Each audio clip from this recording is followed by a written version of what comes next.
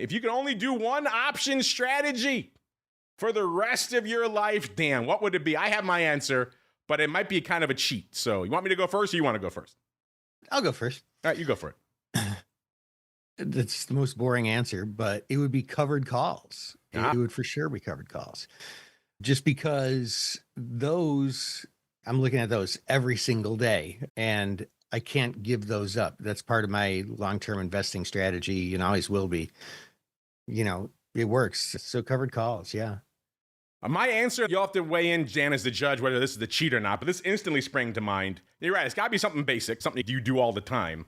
It can't be iron condor ratio swaps or something absurd. And immediately came to mind for me, Dan, was the wheel. Now, here's the question. Is that two strategies or one?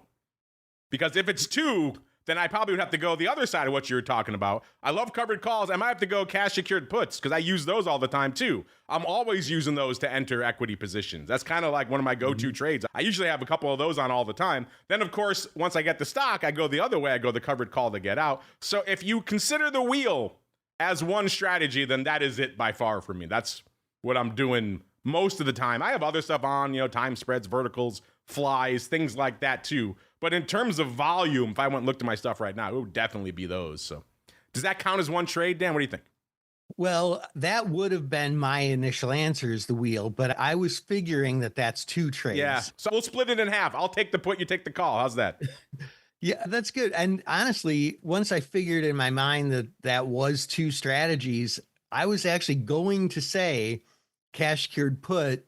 But the one thing that made the difference for me is I do prefer the synthetically equal version of covered call to get dividends when I do it. That's why I went with that one. If I sell the put, I could still get the stock, so I could get the dividend if I want. Then I have to just wheel out the old-fashioned way, actually selling the stock. So that's for chumps. I don't like that. Like, what kind of a layman am I? I'm selling stock? I mean, come on.